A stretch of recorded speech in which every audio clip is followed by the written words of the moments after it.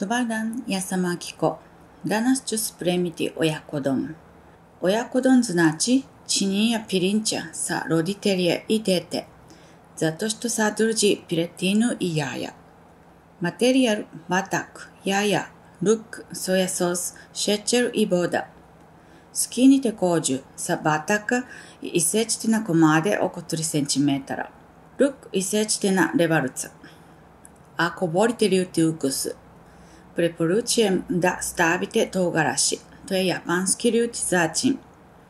Prvo skubati pirinač. Kako skubati pirinač? Molim vas pogledajte gornji video. Kada skubate pirinač, počnite da pravite preliv.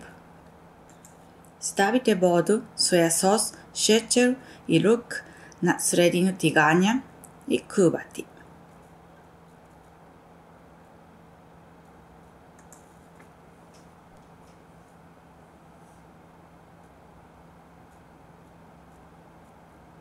Kada počne da vri, kubati 5 minuta. Dodati batak i kubati još 5 minuta.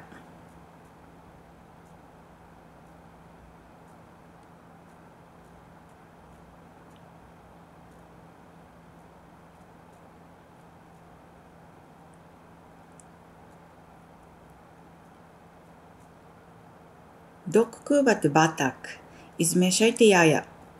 Nemojte ih mešati dugo.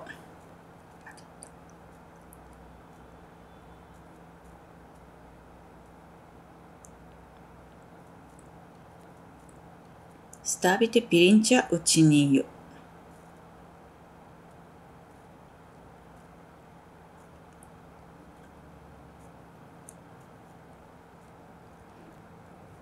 Kada je batak skuban, dodati 2/3 jaja u tigani i malo promešajte.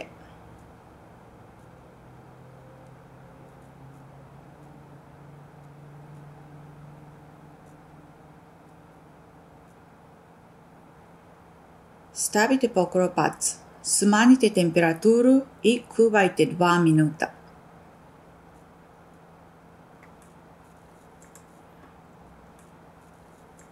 Dodajte ostatak jaja i kuvajte još oko 1 do 2 minuta na srednjoj temperaturi.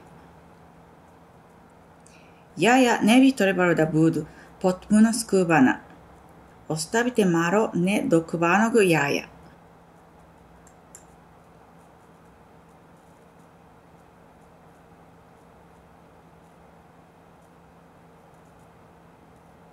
Sipajte jaja i piletinu preko pirinča zajedno sa tečnošću.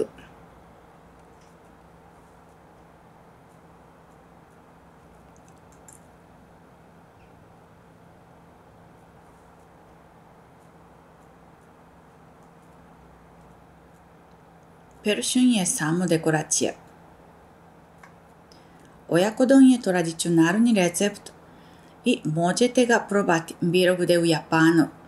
Nadam se da ćete uživati. Na ovom kanalu predstavit ću vam japanske recepte koje možete napraviti od materijala iz Srbije.